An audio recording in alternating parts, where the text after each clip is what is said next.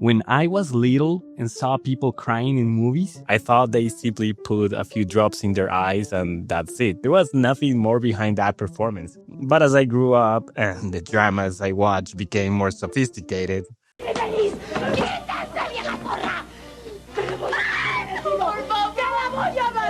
I realized that performances involving crying were more complex than I had imagined. But then, how do actors shed tears that look real? How do they find the real balance to avoid looking unnatural? Well, to start, many actors do use methods similar to what I saw as a child. There are certain quick tricks that can make them cry, and no, it's not watching the ending of Rocky 1 or 2. One of the most popular is the menthol stick, and when combined with the right facial expressions in the right context, it can look very real. A menthol stick is a cylindrical tube that carries a menthol crystal. Similar to a tube of lipstick, the menthol stick can be unwound and rolled onto the skin. In this case, you'd apply the menthol stick directly under your eyes. Although there are others called tear blowers that also use menthol, but the advantage is they do not require you to physically rub anything onto your skin, which can be a problem if you are wearing makeup. The results can be so effective that they could make James Corden look like a serious drama actor. Oh! Wait, now look 3/4 away and slightly up. Yeah. Menthol basically works as an irritant, stimulating the trigeminal nerve, which is the same nerve responsible for sensations in your face, including pain, temperature, and irritation. This activates the lacrimal glands or tear glands to produce tears in an attempt to flush out whatever is causing the irritation. It's similar to when you cut onions. The sulfur compounds irritate your eyes, triggering the same reflex. Now, if you are just starting out in acting and can afford the $15 menthol stick, you can also physically trigger your body with some exercises that, according to Bryce Dallas Howard, could land you on Netflix. Bryce's secret was revealed to Conan O'Brien after she accepted the challenge of crying while talking about a random topic. Her performance was so convincing that a few years later, Conan asked her about the secret. According to Bryce, besides staying hydrated, you need to start yawning to trigger tears in your eyes. As she explains, Bryce yawns a few times, which eventually leads her to crying in a realistic way. Tom Holland also has a similar way of crying that he learned from Benedict Cumberbatch. But he would do this thing where he would kind of simulate laughing and he would breathe really, really quickly. And that would sort of, I guess, bring the emotion to the surface. And then he could just take it and ride the wave from there. And fuck, I started doing that and I love crying scenes now. These diaphragm and breathing exercises work by triggering the nervous system to produce tears. Something as simple as stopping yourself from blinking could work too. Although in some scenes, the actor might not always want to look like a psychopath or someone deeply traumatized, or maybe they do.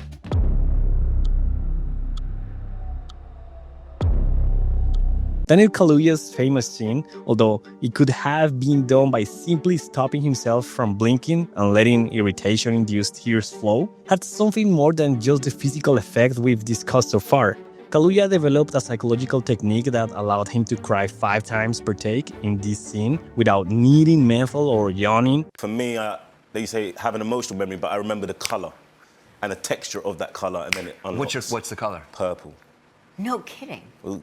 Yeah. I'm getting emotional. Yeah. Oh, look. It's there. It's there. During the scene, Kaluuya would recall the color purple, which was associated with sadness for him, triggering his tearful response. Other actors have set off special objects like handkerchiefs with emotional value that work for them in the same way the color purple did for Kaluuya. But is this a technique he developed just to make a name for himself in Get Out? The truth is that using memory to recall emotions is one of the pillars of an acting system many have probably heard of: method acting. And no, method acting, at least originally, was not about pretending to be the character even off-screen to the point of losing the ability to distinguish between the role and reality, like what happened to Jim Carrey with Andy Kaufman, Jared Leto with The Joker, or The Rock with...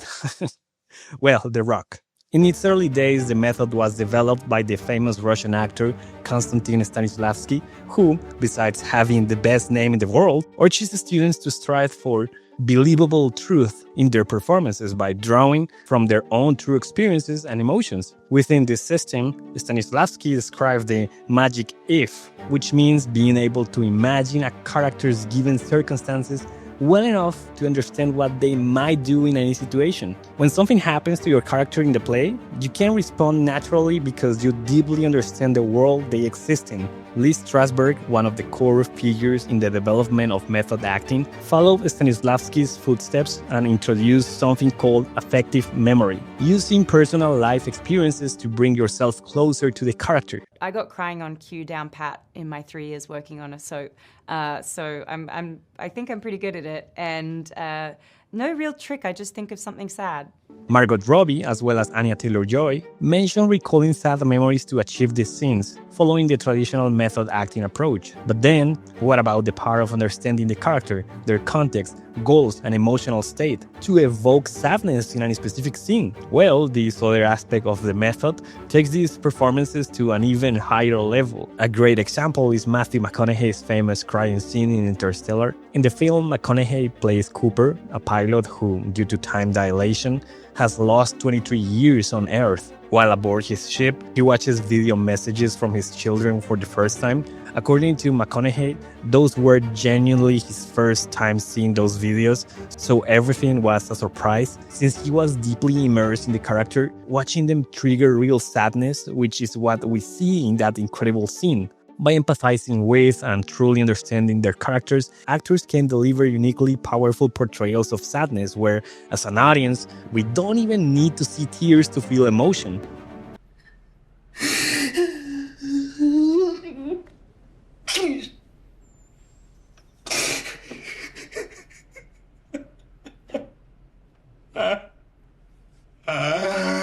In Aftersun, Paul Mescal mentioned that understanding the emotional confusion of his character was essential for executing that scene effectively. I remember feeling a great deal of empathy, sadness, and sympathy for Callum. That grief or sadness or upset is coming from a lack of understanding about what is going on in his head. It's not about a specific thing, not about happy birthday being sung to him. It is about why isn't 2 and 2 adding up to 4? I should be having a good time here. Why am I not? It's confusion. Sometimes the biggest outpourings of any emotion come when you can't pin down why that's happening. But what happens when the emotion is too much? Viola Davis says it's normal for her to have a runny nose when she cries, like in her scene from Fences. However, some people might find this level of intensity too excessive. A good measure of whether a crying scene has gone too far? Maybe if you become a meme, like Tobey Maguire in Spider-Man. You know it's too much when the crying is overly dramatic, out of context, or even produces some unusual sounds.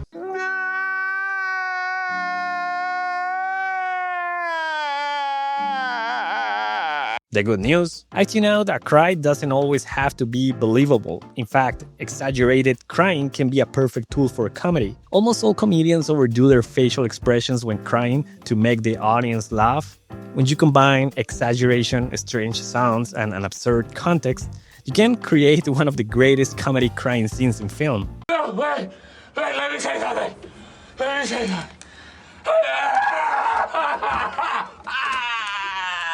What?